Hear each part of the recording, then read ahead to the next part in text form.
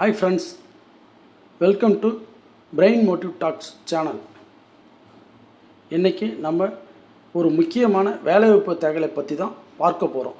அதாவது தமிழ்நாடு அரசு ஊரக வளர்ச்சி மற்றும் ஊராட்சித்துறையின் கீழ் இயங்கும் மாநில ஊரக வாழ்வாதார இயக்கத்தில் இருந்து வட்டார வளர்ச்சி அலுவலகம் அதாவது பிடிஓ ஆஃபீஸ் வாரியாக புதிய வேலைவாய்ப்பு அறிவிப்பை வெளியிட்டிருக்காங்க. கிராமப்புறங்களில் இருக்கிறவங்களுக்கு சொந்த வட்டாரத்திலேயே அரசு திட்டங்களில் வேலை செய்ய ஒரு அருமையான வாய்ப்பு இது.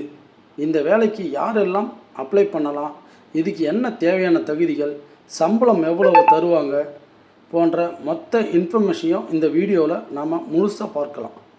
வீடியோவை கொஞ்சம் கூட ஸ்கிப் பண்ணாமல் ஃபுல்லாக பாருங்கள். அது மட்டும் இல்லாமல் உங்கள் ஃப்ரெண்ட்ஸ் வாட்ஸ்அப் குரூப்புகளுக்கு இதை நிறைய ஷேர் பண்ணுங்கள். யாருக்காவது கண்டிப்பாக யூஸ் ஆகும். வீடியோக்குள்ளே போகிறதுக்கு முன்னாடி நம்ம சேனலை சப்ஸ்கிரைப் பண்ணாதவங்க மறக்காமல் சப்ஸ்கிரைப் பண்ணிங்க. பக்கத்தில் இருக்கிற பெல் ஐக்கானை கிளிக் பண்ணிக்கோங்க.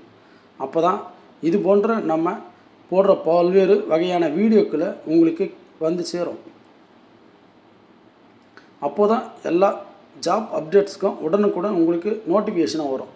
ஓகே ஃப்ரெண்ட்ஸ், இப்போ இந்த நோட்டிஃபிகேஷனில் என்ன சொல்லியிருக்கோன்னு விரிவாக பார்க்கலாம். வாங்க வீடியோக்குள்ளே போகலாம். காலி பணியிடம் மற்றும் பதவிகள். தமிழ்நாடு மகளிர் மேம்பாட்டு நிறுவனம் மற்றும் ஊரக வளர்ச்சித்துறை மூலமாக தற்போதைக்கு வட்டார அளவிலான திட்டங்களை செயல்படுத்த இந்த அறிவிப்பு வந்திருக்கு. முக்கியமாக பிடிஓ ஆஃபீஸ் நிர்வாகத்தின் கீழ் பணிபுரிய வட்டார ஒருங்கிணைப்பாளர் பிளாக் கோஆர்டினேட்டர் மற்றும் வட்டார திட்ட பொது மேலாளர் பிளாக் மிஷன் மேனேஜர் போன்ற காலி பணியிடங்கள் மாவட்ட வாரியாக அறிவிக்கப்பட்டுள்ளது. ஒவ்வொரு மாவட்டத்திலும் இருக்கக்கூடிய வட்டாரங்கள் எண்ணிக்கையை பொறுத்து காலி பணியிடங்கள் மாறுபடும். உதாரணமாக ஒரு சில மாவட்டங்களில் 15 முதல் 28 வேக்கன்சி வரை கொடுத்துருக்காங்க.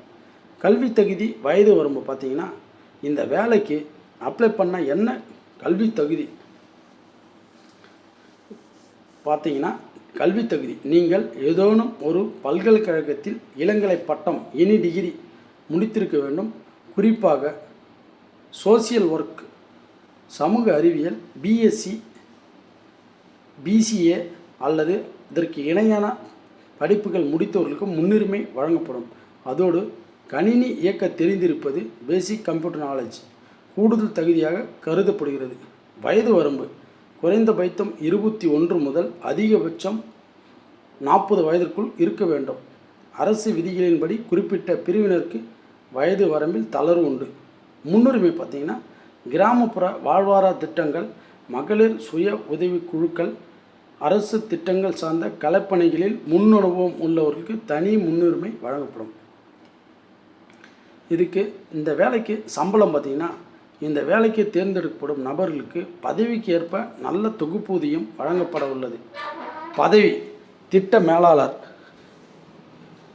மாத சம்பளம் 15,000 முதல் 30,000 வரை. வட்டார ஒருங்கிணைப்பாளர் 12,000 முதல் 20,000 வரை.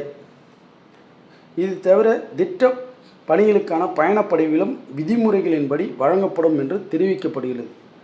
தேர்வு செய்யப்படும் முறை பார்த்திங்கன்னா, இந்த வேலைக்கு தேர்வு செய்யப்படும் பெரிய அளவில் கடினமான தேர்வுகள் எதுவும் இல்லை. முதலில் நீங்கள் அனுப்பும் விண்ணப்பங்கள் சரியாக பார்க்கப்பட்டு தகுதியானவர்கள் ஷார்ட்லிஸ்ட் செய்யப்படுவார்கள். அதன் பின்னர் அவர்களுக்கு நேரடியாக இன்டர்வியூ சான்றிதழ் சரிபார்ப்பு நடத்தப்பட்டு தகுதியானவர்கள் பணிக்கு தேர்வு செய்யப்படுவார்கள்.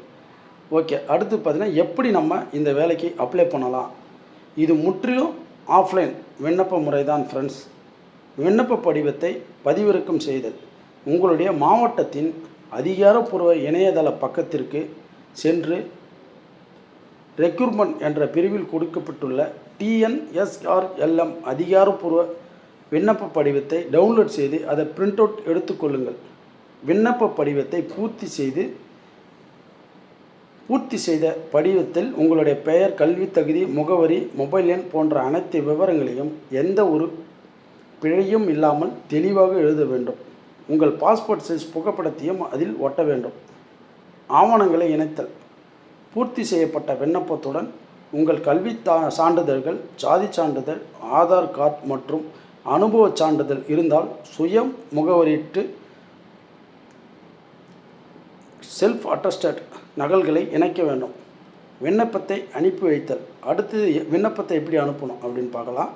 அனைத்தையும் ஒரு கவரில் வைத்து நோட்டிஃபிகேஷன் குறிப்பிட்டுள்ள உங்கள் மாவட்ட திட்ட மேலாண்மை அலகு, மகளிர் திட்டம் அல்லது மாவட்ட ஊரக வளர்ச்சி முகவரிக்கு பதிவு தபாலில் மூலமாக அல்லது நேரடியாக கொண்டு ஒப்படைக்கலாம்.